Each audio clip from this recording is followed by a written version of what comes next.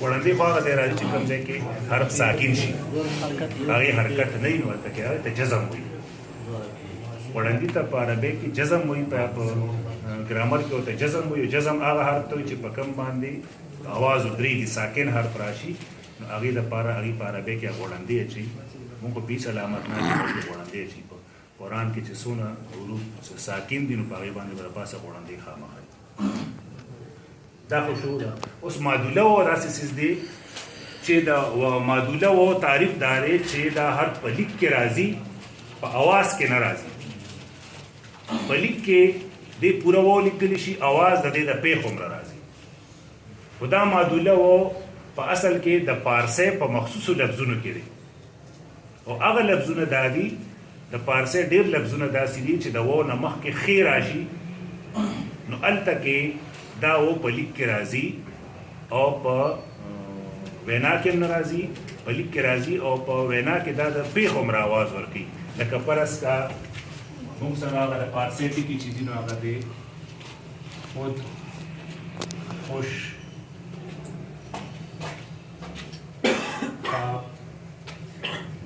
خواهش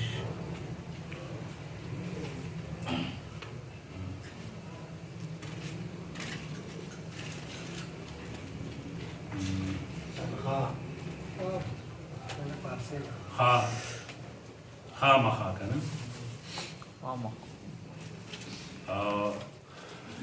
تنخواه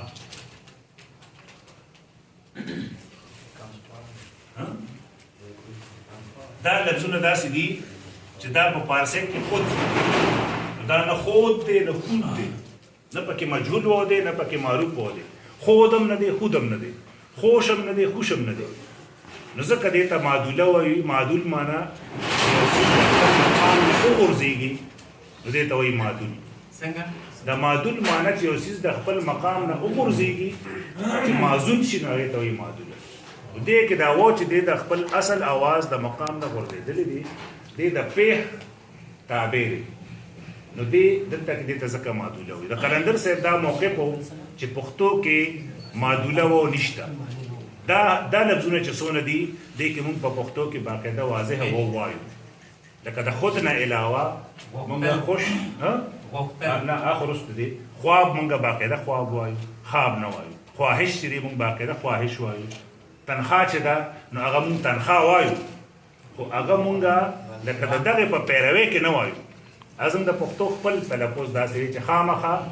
او تنخواه مونږ داسې وایو چې دې کې مونږ الف وایو دا د مونږ د پارسۍ پیروي نه کوو دا مونږ د خپلې لهجې پیروي کوو ځکه چې پیروي کېږي نو هغه بیا د ټولو هغه شان دی د هغه نوعیت چې څونه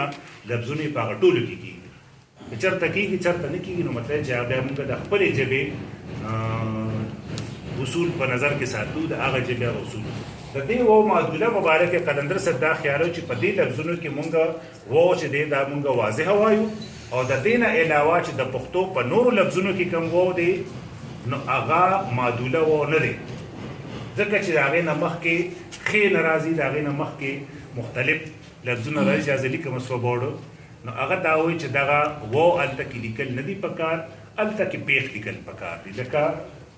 هغې کې مشهور ټکي دي لوستل داسې لیکلی شي قلندر صاحب به دا داسې لیکل دلته بیا پیښ ورکړه غوښتل چې کوم دی نو هغه داسې لیکلی شي قلندر صاحب دلته پیښ ورکړو دغه شانتې غوندې دا دی قلندر صاحب به داسې لیکل او عام طور دا غوندې داسې غونډه چې کوم دی نو عموما داسې لیکلی شي قلندر صاحب به دا دې له به ګوټ په پښتو کې عموما داسې لیکلی شي قلندر صاحب به دا داسې لیکي ګوته موږ عموما داسې لیکو قلندر صاحب به دا داسې لیکو دې د پاسه پیښ ورکړو دا وایي چې د دې پېژندګلو موږ به دې پیښ کړو چونکې دغه ته کې پیښ ضروري دی نو موږ به یې اچو خو معدوله دا نه دی بیا چې په باړهګلۍ کې کوم سیمینار په 1990 کې وشو په هغې باړهګلۍ کې چې کومې فیصلې وشوې په هغې کې هغې دا فیصله کړې ده چې و معدوله به په پښتو کې مونږ لیکو غوښتل به د و سره لیکو لوستل به د و سره لیکو چې کوم ځای کې و نشته هغوی دا فیصله کړی چې دا به مونږ و سره لیکو قلندر صاحب موقف دا و چې و به مونږ نه لیکو باړګلۍ کې دا فیصله شوه چې مونږ به و لیکو چونکې مونږ د باړګلۍ فیصله اجتماعي ده نو مونږ به د هغې پیروي کوو نو مونږ به هم و سره لیکو ګوته او خوله کې اوس واو شته څنګه ګوته او خوله داسې څیز دی چې د دغه اصول مطابق ښې د و سره لیکل پکار دي د دغه اصول مطابق ښې خوله چې دی دا د و سره لیکل پکار دي خو چونکې دغلته کې خوله د لام سره تړلې حرف دی او هغې کې که مونږ فرض که د ښې د پاسه پیښ نه هم واچو نو هغه خوله ویلی شي هغه لفظ بل شان ویلی نه شي لکه اوس څه لفظونه دی که داسې دي لکه غوښتل او غختل غوښتل او غختل دوه جدا مصدرونه دي یو ځای پیښ دی یو ځای کې پیښ نه دی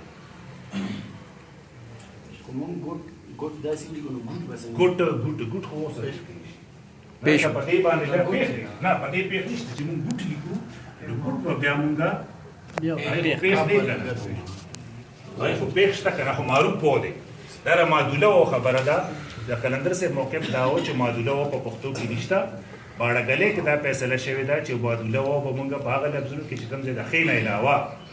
د نورو حرفونو په سې و راشي نه به مونږ لیکو هغه مونږ حذف مشر پښتو املا کې د اعرابو څه گنجایش شته اعراب لګو اعراب چې کوم دي پیښ زور که نه اعراب چېرته کې چې ضرورت دلته خو لیکل پکار دي جی لکه دا اعراب فرض که په عربۍ کې مونږ په قرآن باندې چې کوم زور زیر پیښ دي دا د عربۍ د لفظ سره د ابتدا نه دي ملګري شوي دا رستو بیا ملګري شوي دي او رستو چې ملګري شوي دي نو دا په دې خیال ملګري شوي دي چې دا قرآن غیر عرب وایي نو هغه به هسې نه د لفظ په ادایګۍ کې غلطي وکړي نو هلته کې هغې زور زیر واچو اوس مونږ هم مونږ سره زور زیر پیښ مونږ لیکو نه خو که مونږ چاته وضاحت کوو د یو حرف د یو اواز د یو حرکت نو بیا به مونږ هغه ته دا لیکو دلته کې دا زور دی دلته دا پیښ دی شته نه مونږ په لفظو چونکې مونږ اهل زبان یو اهل زبان په خپله ژبه باندې د هغې لفظ به معنی وباسي دي تلفظ باندې پوهېږي چې تلفظ به څنګه کومه جملې نه پته لګي تلفظ به څنګه کوم نو هغه ته پته لګي هغه ته زور زیر پیښ ضرورت خو چې چېرته ضرورت پیښ شي هلته به بیا لیکي جی لکه اوس مونږ ګوټ دا مونږه واضحه کوو نو بیا به مونږ پیښ لیکو په یو باندې خو که نه واضح نه مونږ د جملې نه مونږ پته لګولی شو بیا ضرورت نشته نو اعراب شته اعراب په اصل کې د اعرابو معنی خو یو دا چې کومو په لفظونو باندې یا کوم حرکتونه اچولی شي نو هغه اعراب دي ټول او څه حرکتونه دي لکه غوړندې چې څنګه جنګریز وختي غوړندې په اعرابو کې راځي خو دا حرکت نه دی د حرکت غیر موجودګي چې دغه غوړندې ضرورت پیښوي یا شد دی نو شد هم په اصل کې په اعرابو کې دی خو دا حرکتونو کې نه دی حرکت چې کله دوه ځایه راشي دوه ځله یو حرف ویلی شي نو هغې دپاره هغې د شد دا نښه دغه کوي چې دلته کې دا هلته زور یا زیري که نه نو دا چې په انګریزۍ کې څنګه د شد دغه نه هلته ډبل لیکي بیا غونډه په معنا ترجمه کېدونکي څنګه اجلاس غونډه په معنا د ګولنده او غونډه په معنا د دا دوه خبرې دي که نه یو مونږ د سپیلنګ خبره کوو که نه چې د لفظ سپیلنګ څه دی دویم بیا دا چې د هغې معنی څه ده لکه په انګریزۍ کې دی بیر BEAR بیر معنی معلوم شراب هم او بیر معنی معلوم دی ډېر داسې په انګریزۍ کې بلکې دا خو په پرچو کې راځي وړو ته چې کوم سیمیلر ورډز دي هغه ماشومانو ته لکه ویل WILL ویل نو یو ځای کې د فیوچر په معنی کې راځي بل ځای ویل د ارادې په معنی کې راځي یو ویل WELL ویل د کوی په معنی کې هم راځي د ښه په معنی کې هم راځي شاندار خبره د سپیلنګ ده که نه لکه اوس ویل راځي لکه فرض که راشي چې آی ویل زه به اراده کوم که نه نو دغه ځای کې دواړه ټکي راغلي یو ځای خو هلته کې د هغې په حیثیت کې چې کوم دی فرق دا په ټولو ژبو کې سیمیلر ورډز چې نو دا متجانس لفظونه دا په ټولو ژبو کې د دې دغه خو خبره د سپیلنګ ده چې ته سپیلنګ څنګه لیکو اوس ته خو داسې نشي ویلی که نه چې د بیر او بیر کې چې کوم معنی کې فرق دی نو زه به سپیلنګ یا ډیر او ډیر DEER او DEAR هلته کې اوس سپیلنګ جدا دی لفظ یو شان ویلی شي نو دا یي لفظ سپیلنګ جدا دی دلته خو سپیلینګ یو شان دی کنه غونډه هلته کې شته کنه لکه بیر ما ووایي کنه BEAR بیر خو دلته سپیلینګ یو شان دي دواړه غونډه چې کوم وایي هلته کې دواړه یو شان دي BEAR بیر بیر معنی د شراب دا ولا هغې نوم یې ښه دی ټیک شو کنه څنګه نه نه مشروب نوم دی ټیک شو کنه هر یو ته نه وایي کنه د شرابو خو بلا قسمونه دي خو بیر شرابو ته وایي ویل او ویل د بل بیر معنی د میلو یو مخصوص بیر ته وایي فرض کا ما د انګریزي کې ولیکو بیر اورګه زه پرېږده دا ما ولیکو ته د دې نه څه مطلب دی نه ته څه مطلب اوس دلته ما دا ځان له ولیکو دې سره د لفظ سره سیاق او سباق نشته دلته څه معنا دی نه فرض کا ما ولیکو ورډ او ولیکو دې اوس څه مطلب دی د دې غونډه راته څه مطلب دی ته ما څه ته دی کنه جرګه نه نه دا نه هغه څه ما یې وضاحت هغه ته وکړو هغه ته ما دا وضاحت وکړو چې په هره ژبه کې لفظونه داسې چې د هغې سپیلینګ یو شان سپیلینګ یو شان دي څنګه چې ما بیر مثال کې ورکړو یا ویلما مثال کې ورکړو WILL یا WELL چې ځان له راشي بیا تا ته پته نه وي چې د دې لفظ معنی څه ده په جمله کې راشي بیا پته لګي ټیک شو دغه شان دی د پښتو دا لفظونه چې دي دا لفظونه چې په جمله کې راشي نو د هغې معنی مونږ بیا د جملې نه رسمي شو کنه سرجی دې کې یو شی دا د مونږ د جرنده یادو نو جرنده تعلیم هم راځي جرنده د وړو ماشین ته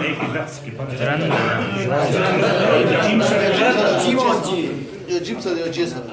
تعلیم والا چې را جیم سره لیکلی شي او وړو والا چې را جی سره لیکلی شي مشره دا یګانې بل تعلیم والا جندر چې ډېر خلک جندرم وایي انکیان هم جندره وایي نو هلته کې دا جیم سره لیکلی شي موږ هم جیم سره لیکو جرنده لیکو که جندره لیکو او جرنده چې دا دی وو کې حمزه هم راځي د پاسه صحیح شو که نه هغې له مشره دی یګان تم راشه نه دا خبره کوم ډېرې بیا یګانې اصل کې د هغې تعلق د ګرامر سره مشره دا دال دا حرف دی او دا لور چې کوم دغه لک وضاحت کوي بیا دی څه شي دال باندې دال دغه دغه دا خو حرف اضافت دی که نه دا خو په انګریزي کې لکه څنګه چې په انګلیش کې په آرټیکل کې ای راځي نو ای حرف هم دی او لفظ هم دی مونږ سره دا حرف هم دی او لفظ هم دی نه نه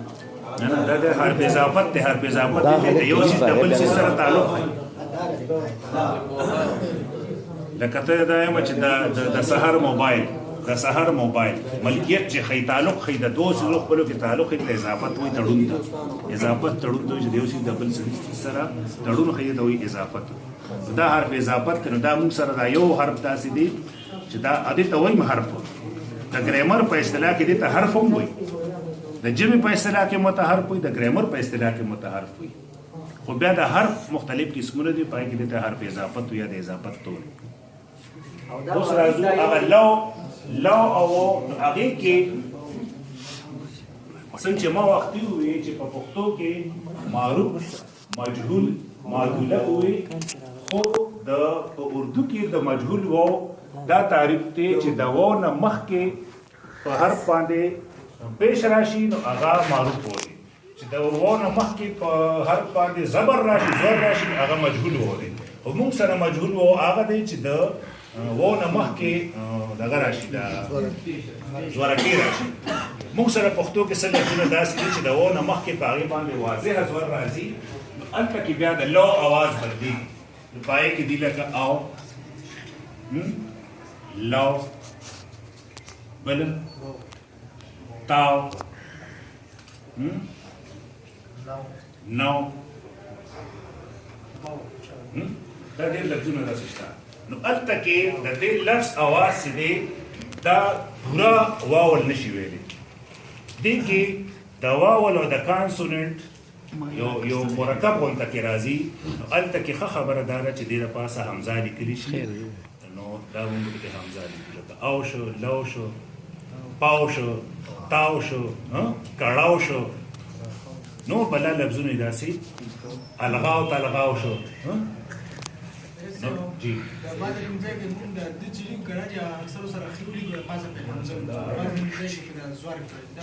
حمزه استعمال دا چې دا حرف دی اوس مونږ راځو ایګان په ایګانو کې بدل د دو د دې لپاره مشره چې وته اوس کې ایګان